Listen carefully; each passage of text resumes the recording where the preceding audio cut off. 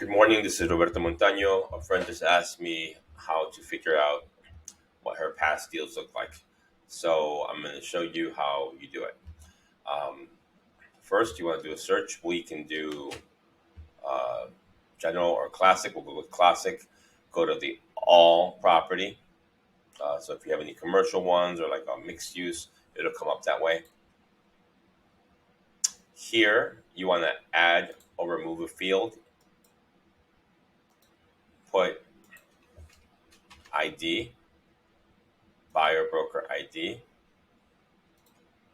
You can select the other one that's labeled, and then also list broker ID.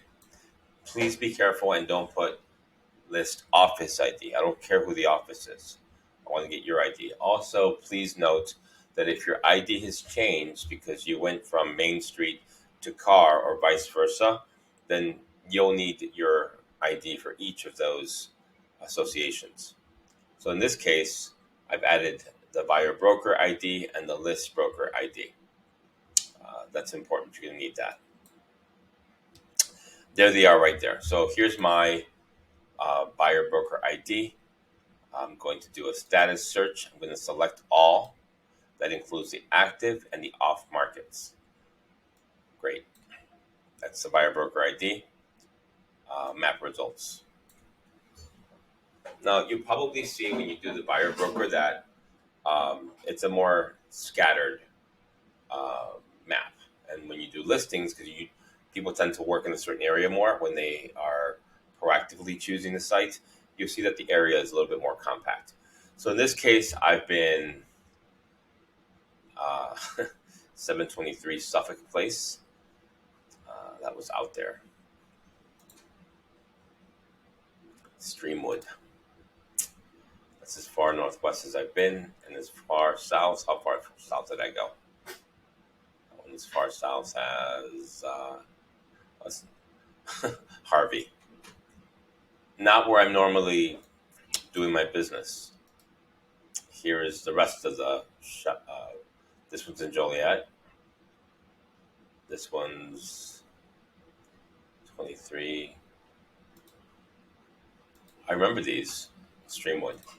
So this is what they look like. You can just print this out. You can uh, download them.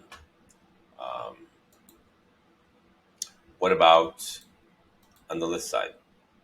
Well, let's do that. Map results. Some of these didn't close. Those are the ones in red. Some did close. Those are the ones in black. Sometimes you'll have one that didn't close and then you relisted it, so you have a red and black. But in any case, if you're just looking for the total volume, here it is. If you want to be more specific, let's say you don't want the ones that didn't close. Well, then you go back and you say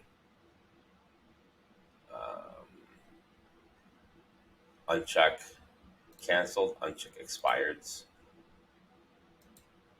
map results, and now you get a cleaner. Here's an active listing.